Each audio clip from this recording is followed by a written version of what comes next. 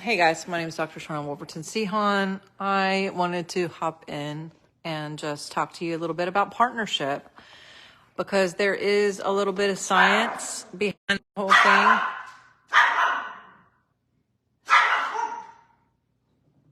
I think she's going to stop in a second, but I wanted to just explain the importance of picking and choosing who your partner is, dating even, being very conscious with who you work with, who you hang out with, who your friends are, but especially your partnership.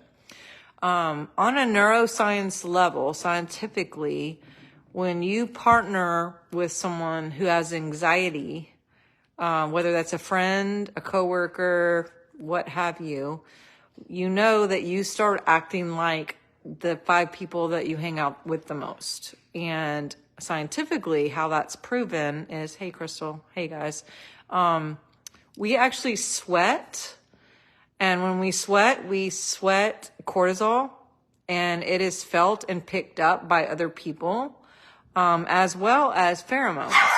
So if you have a situation where you're dealing with someone who has a lot of anxiety and or kind of a high-strung person, like my dog over here, stop, that can literally come through in your pores and be picked up and spread like a terrible virus of which, can I say that? I don't know if that's like compliant on Facebook to say that V word, but it's picked up. So it's really important who you hire, who you work with, who you hang out with, who you partner with. On another level, I wanted to explain sex. Let's talk about it.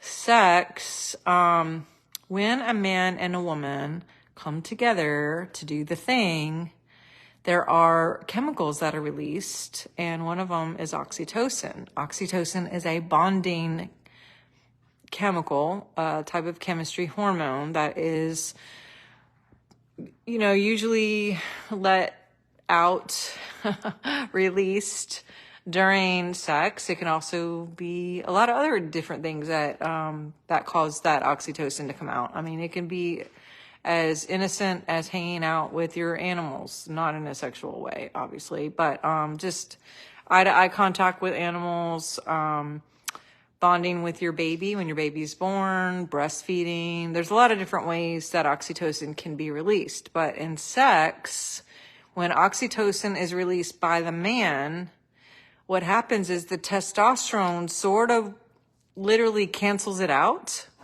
And like with a female, we don't usually have a lot of testosterone to do that. We have enough, but not enough to really cancel it out. So what I'm saying is, if you are one of the people in life who just go around kind of sleeping with other people, kind of unconsciously, a woman can actually be very bonded to a man chemically and think that they're in love when actually they're just having a hormone response where the man won't bond in that way. So it's, if the man isn't already physically in love, mentally, emotionally, spiritually attached to the woman that he is sleeping with, then there will not be a bond.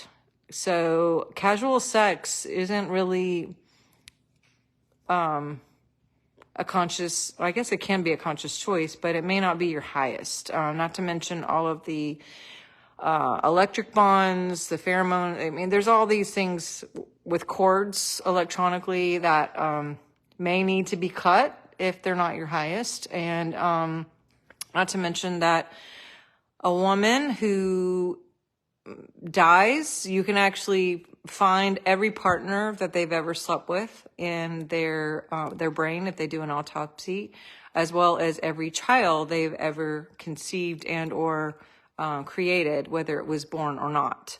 So there are so many things and so much science based on sexual relationships, partnerships, on a neuroscience level, on a chemistry level. Another thing that's really interesting is for 2 years, during the first 2 years that you are in love, your brain will actually create all of this oxytocin and other bonding chemicals that make you feel like you are in love, just like, the oxytocin stuff. But after that 2 years, it like cuts off. Kind of a trick a little bit.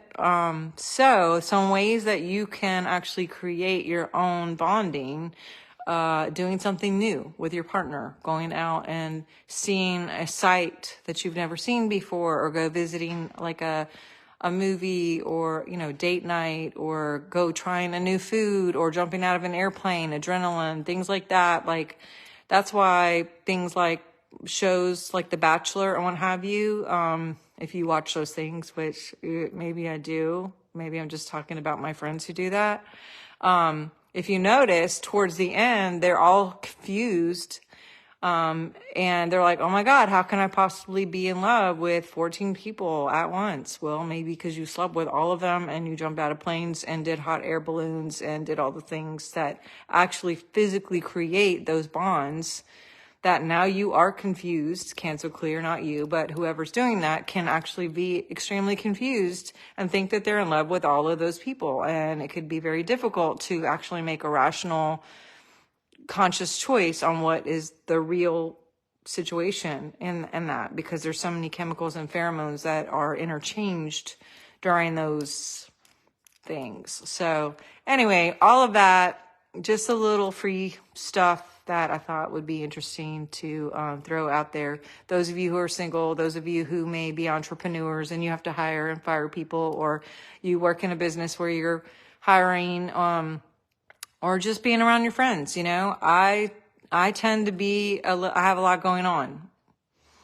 at all times. So grounding to me is very, very important, and picking people who are not so high maintenance are a priority for me, because I need like the most grounded, normal, calm people in my life as possible. Like, that's why Crystal's on here, and Olivia, and a few other people that are my dear besties that ground me and keep me from completely losing my shit all the time. Thank you, Crystal. You know what I'm talking about.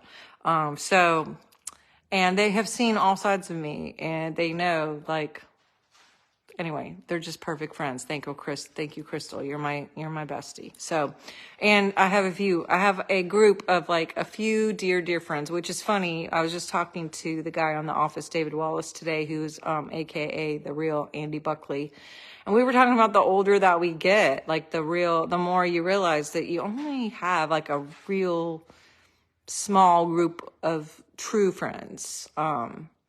People that kind of keep you grounded, that aren't yes and no men, that are going to tell you the truth no matter what because they love you, that kind of stuff. So those are the kind of friends that you want to hang out with. Those are the partnerships that are really important and long going, not the ones that just need something from you when they need something and use you, or, can consume like all your time and energy and act like energetic vampires. So I choose to know if this is helpful at all, but wanted to let you know that, speaking of all the science and all the things having to do with love and partnership, we have created a bundle, and the bundle consists of 2 different workshops. One is cutting the cords, which is very important, like kind of what I was talking about earlier, of being able to cut those energetic cords that are no longer serving you, whether they're friends, work situations, partnership, even family members. There might be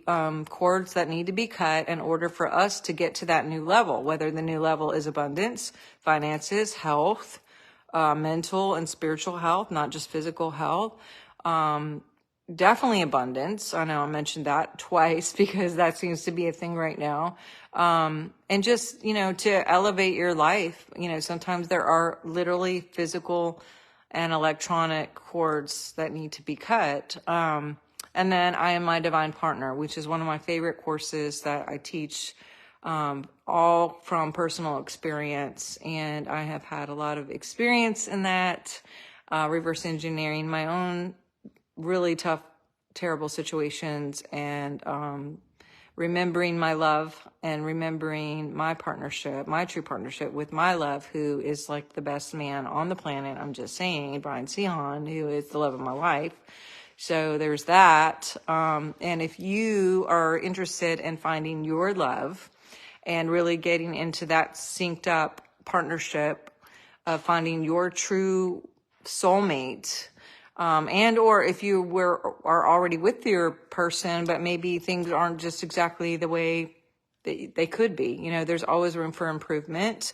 There's some things in there with both of these classes that are a great bundle for those type of situations. So all the links are in here. If you're interested, check it out. Love you guys. Thanks for being so patient with me as I'm taking a bit of time off, but I'm popping in here and there and everywhere at times and just trying to, again, still process some things and taking some time to receive and to pour back into myself before I really go full on forward.